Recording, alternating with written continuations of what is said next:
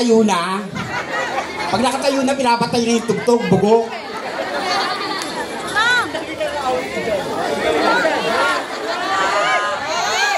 Alam, nagawa ko ng ilaw. Hindi na nga ako maganda, papatayan mo pa ako, gago. Yung ilaw, liwanagan mo. Hindi na nga ako maganda, papatayin mo pa, bugok. Okay na? Magandang gabi po sa inyong lahat. Ako po ang dati yung presidente, Rodrigo Roa Duterte.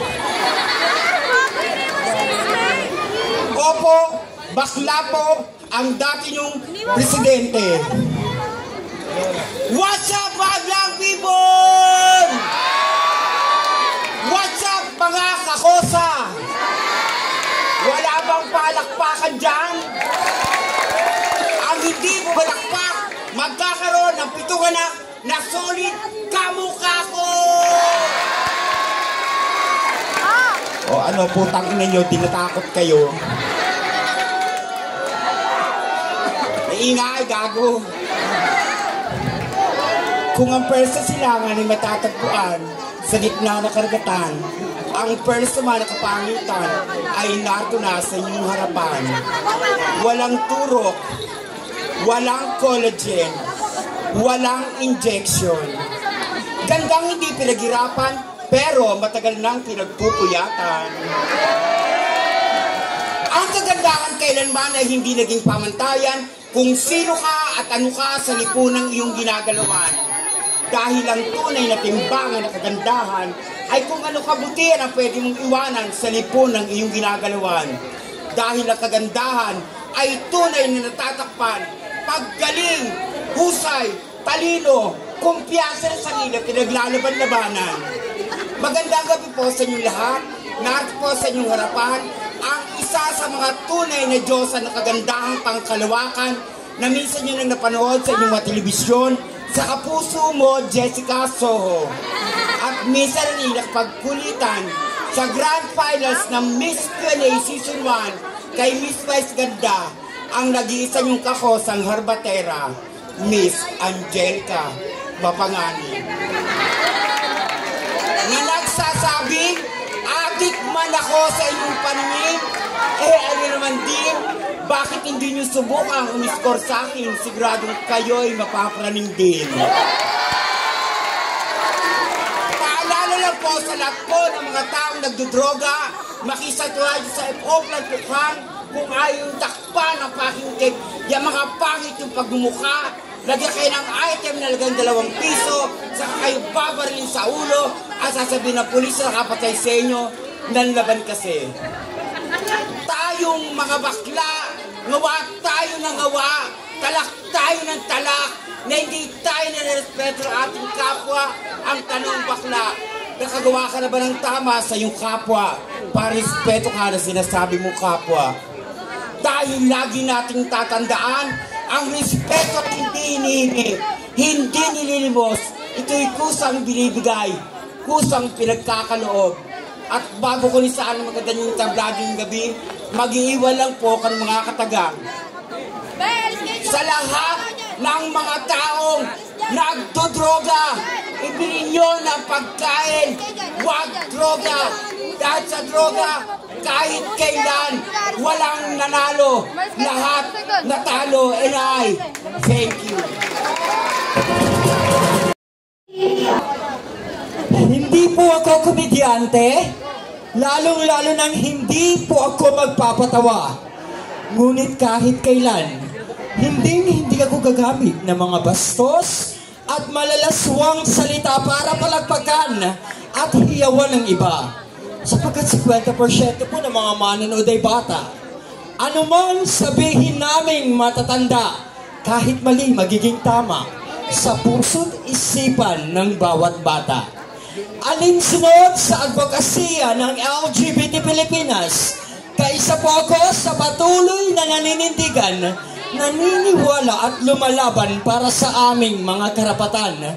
Kaya para sa lahat po ng mga taong naniniwalang mapagtatagumpayan namin, tuluyang maisa sa batas ang patuloy naming ipinaglalaban ngayon pong gabi. Maaari po ba kami bigyan ng isang masigabong palagpakan? Sa layo po ng aking pinanggalingan at sa ilang pagsubok na aking dinanas, narito po ako ngayon sa inyong harapan, hindi upang kutyain at laitin, kundi upang inyong hangaan. Dahil ngayong gabi, magiging bahagi kami ng pahina ng kasaysayan dito sa barangay na inyong nasasakupan. What a glamorous evening, beautiful people of this barangay. A lady in front of you is a graduate, a Bachelor of Secondary Education, major in History in Bulacan State University. And I am truly proud, summa cum laude. Yes, I am proud to say that I am a licensed teacher by profession in Baliwag University, and one of those legendary Contaseramis gave pang Kalawakan way back to 2008. My true name is Tony Altamirano, but tonight, may Douglas allow me to stand by the name ang minsang itinanghal bilang isang fourth runner-up na Miss Universe 2010 at nag-iwan po sa kanila ng isang major na kasagutan. Mga kaibigan, sabay-sabay po natin palakpakan at bigyang daan ang nag-iisa at walang kaparis, Binibining Maria Venus Ra, na naniniwala sa isang katotohanan. Kung nais mong respetuhin ka ng mga taong nasa paligid mo, matuto ka munang irespeto ang sarili mo. Dahil kahit kailan, ang tunay na respeto hindi kusang ibinibigay, kundi taus-pusong ipinagkakaloob. Judges, the national costume that I am wearing for tonight is all the way from the 7,107 majestic islands of the Philippines, an epic culture traditions which is known as the Ragragsakan Festival. From the heart of all Malayan, Malay-Balay Bukidnon, I am proud to wear this, where all the Filipinos and Pilipina began. Pilipinas. Thank you so much.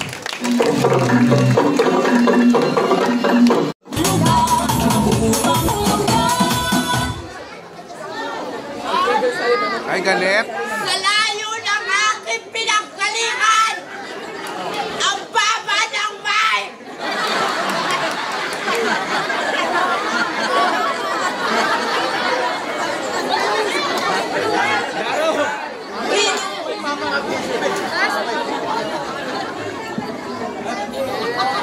Tanga-tanga eh.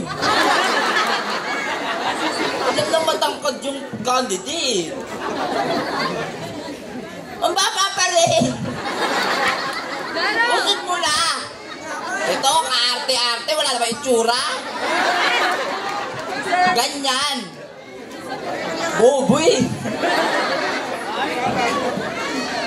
Sa naunang kandidata, seryoso at makajus ka pala. Dapat hindi ka dito nagpunta. Sa prayer meeting ka ng misa. Ayaw mo madante. Makakambulat.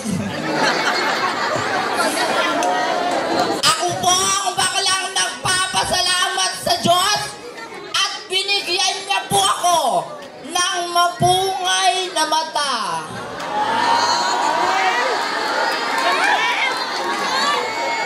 Makasigaw ka naman!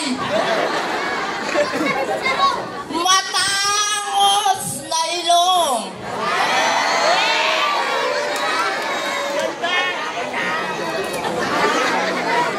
At kissable na mga labi. Kaya lang nag-away-away sila. Kaya ganito ang naging resulta. Mukhang terorista. Hindi po ako sikat, pero pangalan ko po'y kalat. Dahil ako po ay isang baklang pakarat, nakasubo ng burak. By the way, my name is Esobagus. Charot. By the way, my name is Princess Chanel Sacramento Samaniego Monte Carlo Montenegro Epton alias Badong. But you can call me Abdul Jakul Salsalani Buratitut Bayagbag na Minekos-Mekos ni Insan. A 24-year-old stunner, and I am proud to say that I am graduated at De La Salle.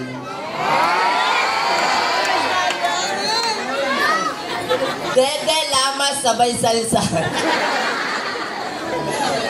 Pero ngayong gabi, hayaan niyo pong hiramin ko ang pagkababae ng babaeng nagpatibok sa pihikang puso ng kumpare niyong si Mr. Boy Pickup, ang minsan nang gumanap bilang Neneng B sa Bubblegum. Sabay-sabay po natin palakpakan at tiyawan, landing for a legendary Binibining Sam Goku. Sam Goku na nagsasabing sa mga kababaihan, sa gabay talaga kayo sa buhay namin mga kabaklaan. Kasi isusubo na lang namin, inuupuan nyo pa.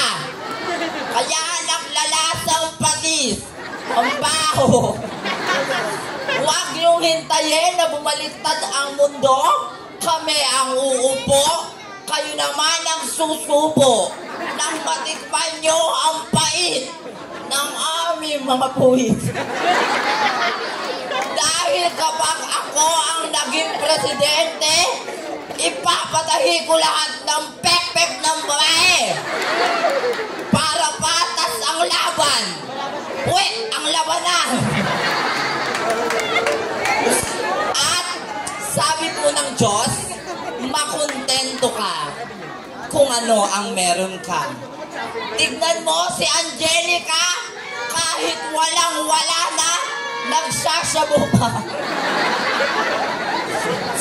Once again, ang mga salitang namutawi po sa aking bibig ay hindi po nangangahulugan ng pangbabastos sa inyong barangayang kapistahan. Bagkus 3 taon po tayong kinain ng pandemya, kaya sa oras na ito, panandalian po tayong sumaya at lumigaya. Dahil naniniwala po ako na kapag sinabing Miss Gay Pangkalawakan, oo, nakakatawa ka. Pero hindi mo na kailangan magpapangit pa para masabing pangkalawakan ka. Mas maganda na yung simple ka, malinis, mabango, at higit sa lahat totoo para masarap ka sa mata. Dahil dito, hindi po natin pinaglalabanan kung ano ang napagtapos mong pag-aaral. Bagkus ang pinaglalabanan dito kung sino ang aangat sa bandang huli. Once again, I am your candidate number 4 saying, the national costume that I am wearing for tonight is truly all the way last from the 7,100 island of the Philippines, from the Ebon Ebon Festival. Yes, Plants vs. Zombies. Tuktok, bobo ka naman. Ilo.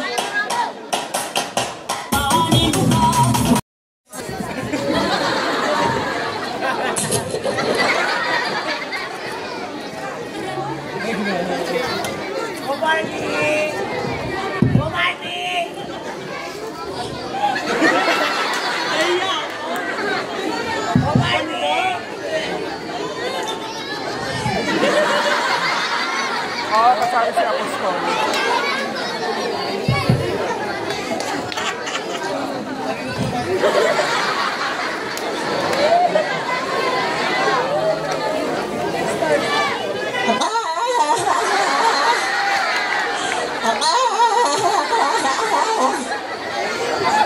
O ano? Nagulat kayo, no? Akala nyo pipi ako, no? Momo kaya ako. Sabi ni candidate number 3, siya daw po ay summa cum laude. Utangin na mo. Ang sinalingan natin ay Miss Gay Pangkalawakan. Hindi po Miss Gay Graduation. By the way, my name is Edwin Inigo. Tama po kayo. Ako ang tanod nyo. Kaya sa lahat ng mga barangay official dito, huwag kayong palautos, baka pukpukin ko ulo nyo. Tawa nyo, happy? Talaga, paklo ka. By the way, my name is Miyuki, Kaneki, Nabiki, Sakuraki, Tamagoki, Adukan, all the way from the land of USA. United Squatters Area. Hindi naman po ako napanood sa Miss Q&A ng It Showtime at sa Sappers Arena ng It Bulaga. Mapapanood nyo naman po ako sa Channel 23, Animal Planet. Sabay-sabay po ninyong palakpakan at yawan. Ako po ang minsan nyong napanood sa YouTube, sa Facebook at sa TikTok.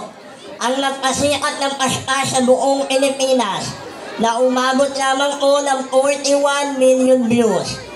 Sabay-sabay po ninyong palakpakan at siyawan ang babaeng magmula sa langit, bumagsak sa lupa, nauna muka, kaya may biyak sa bunganga. Ang nag-iisang jowa ni Jack Roberto, binibining Barbie Ngot Cortesa, na nag-iiwan po sa inyo ng isang kataga na hindi po lahat ng naka-face mask ay cute. Yung iba, kagaya ko, bingot. At sabi ni candidate number 4, kapag siya daw po ang naging presidente, ipapatayin niya daw lahat ng pek-pek ng babae. Ang pangit ng batas mo, tarantado. Kapag ako naging vice-presidente, ipapaputol ko lahat ng titi ng lalaki para sa lahat ng katumbulan. Wala nang lamangan, pinggiran ang labanan. Tuwan-tuwa ka, tumboy ha. Tumula mo kay Etsy. At dito sa ating lipunan, mahirap po ang magpakababae kung hindi ka po tunay na babae. Mahirap po ang magpakalalaki kung hindi ka po tunay na lalaki. Pero mas mahirap na buhay sa mundo yung pinanganak kang tomboy pero princess ang pangalan mo. Once again, I am your candidate number 5. Sa lahat po ng kandidata, ako lamang po ang kandidatang may diferensya. Ngunit naniniwala po ako na kahit ako po ay may kapansanan, ang akong pagiging ngongo po ay parang isang langis. Kahit ihalo niyo po sa isang baso ng tubig, ako at ang pagiging ngongo ko ay aangat at aangat pa din. So never degrade or underestimate the credibility and the ability of the PWD. Dahil ngayong gabi, ang kokoronahan ay ang taong may kapansanan. Maraming salamat po. After a long way of travel from Bacoor, Cavite, I am finally landed to this beautiful municipality of Caloocan City. Wala po bang palakpakan dyan? They say that misgapang Caloocan is a competition that degraded the humanity and eventuality of a person who wasn't blessed with his so-called beauty. That's why tonight, I will make a difference. Sapagkat ang misgapang Caloocan, hindi po nilikha para sa katatawanan. Bagkus kaming mga baklang hindi binayaan ng physical na kagandahan, aming patutunayan na kami karapat dapat irespeto, mahalin dito sa ating lipunan. For I always believe that the diversity of a human personality must be loved and concern. Hi, hello, hi, mabuhay. My name is John Art Apostol Altamirano. I am 24. A fresh graduate From the Leyte Normal University, I took up AB Mass Communication, major in Technological Broadcasting. Honorable panel, I am not cum laude, nor summa cum laude, but I am educated, and I will use that education to make my life a better individual in my society. Once again, I am your candidate number 6, and tonight, I am wearing this beautiful costume all the way from the majestic way of Turaran. Yes, from the Nagyang Festival of the Philippines. Honorable panel, allow me to say this from the emergence of the bisexual community of the Philippines, saying, and I love you all. Thank you.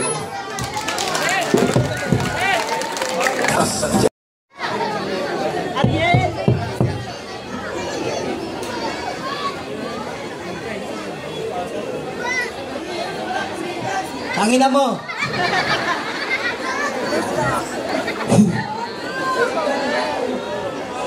Ang hindi mo malakpak, kamukha ko!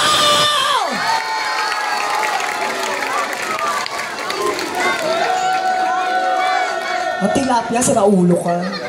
Butiki ako.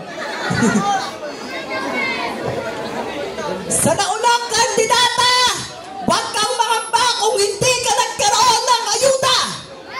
Dahil bukas na bukas, kasama ka sa itutugma, punyeta ka! Tangina mo rin, gago. Ako nga pala ang Tangina mo, ha? Hello! Ay! Mabuhay! My name is Trixie de Guzman! Oh! Ako SK nyo! Kaya kapag ako natalo dito, tumba pati urado! Ako nga pala ang baklang halimaw na kauna-unahan na nag-viral sa YouTube at Facebook at na makailan lang po ay natungayan nyo ang tunay na buhay ko sa real time. At ako rin po ang baklang kumain ng sambuong mangga sa Super Serena Intergalactic Itbulaga Grand Finals. At ako rin po ang baklang binansagan na Miss Liat Queen sa Miss Q&A Intergalactic. At na makailan lang din po, ako po ang baklang Miss Gay Pangkalawakan ng Family Feud and the Bupay and Tekla Show. Bakit hindi niyo po sabay-sabay palakpakan ng tiyawan ang nag-iisang host ng PBB at PGT, Miss Tony Dragon Saga.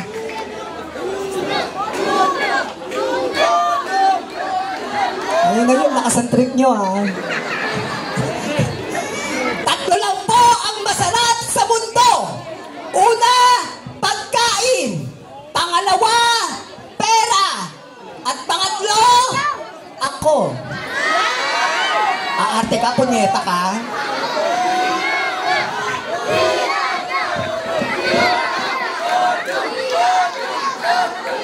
Kung hindi ka... Tangan ng lugar nyo, ha? Puro kagaguhan, ha? Kung hindi kayo sigurado, i-text nyo ako pag walang tao sa bahay nyo. Dahil ipinapangako ko, kahit ako'y baklang pangit, kaya kitang dalhin sa langit, kahit kama lang ang gamit.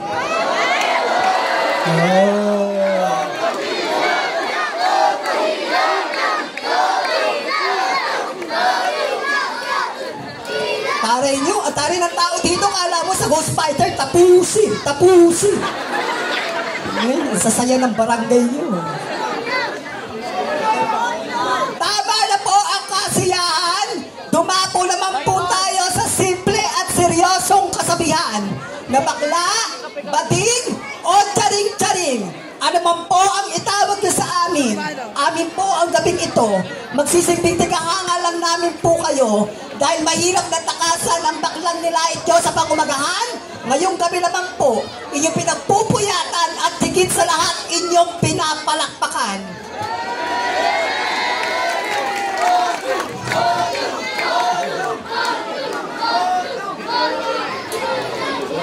At bago ko po lisanin ang apat na sulok ng entabladong ito, nag-iiwan ako ng isang kasabihan.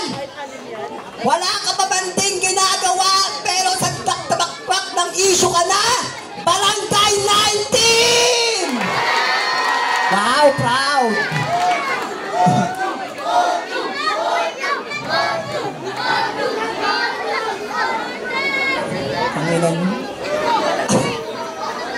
Bago ko pa ulit sa